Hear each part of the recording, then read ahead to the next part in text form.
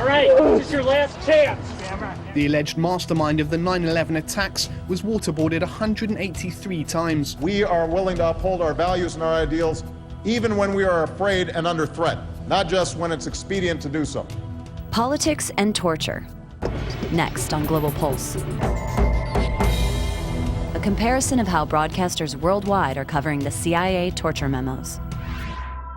After the Obama administration declassified CIA documents detailing torture techniques used during the Bush administration, U.S. media like Fox News, CNN, CBS, ABC, and The Daily Show tended to focus on two ideas: whether the documents should have been released and if the torture tactics worked.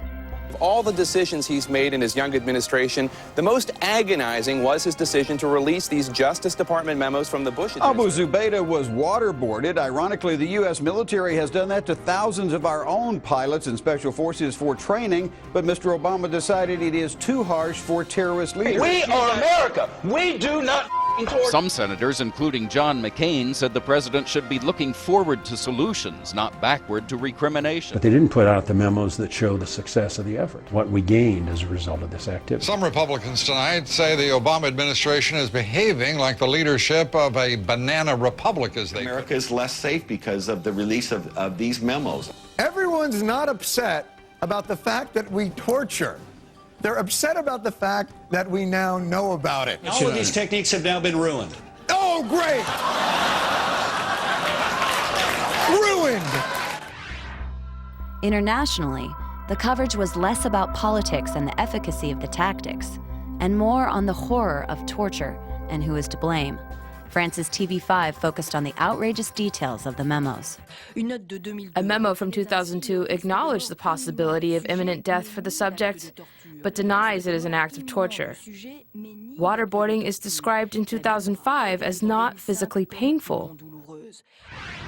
Iran's Press TV flat out accused President Bush of lying, while also presenting another country's interest in prosecuting members of his administration.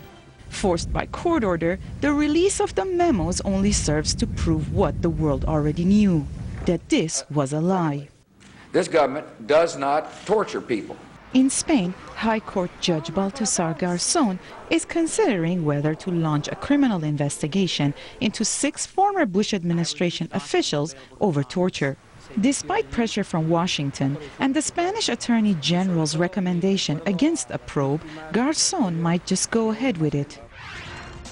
TV Chile's coverage is influenced by its recent history of torture against its own people. The United States is now in a debate that Chile is still confronting. Look back and prosecute the violations against human rights, or ignore them. The United Nations has pointed out that not prosecuting the originators of these torture practices violates the Convention Against Torture and is illegal. Immunity is not possible for a country that obliges other countries to abide by human rights, and it would be a moral violation as strong as these images.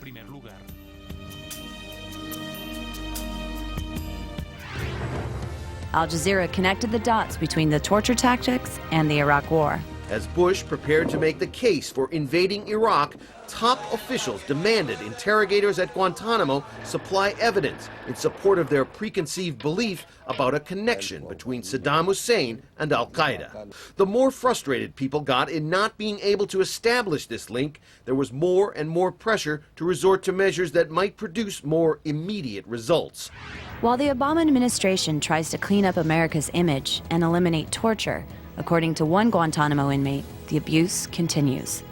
Al Jazeera has obtained a letter from a current prisoner in which he describes his situation there this year. He claims abuse is continuing under the Obama administration. Oppression has increased, torture has increased, and insults have increased. I have seen death so many times. He goes on to say, America, what has happened to you?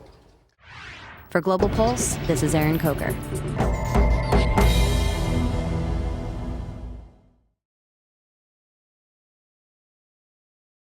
This program is brought to you by Link TV for educational and non-commercial use only.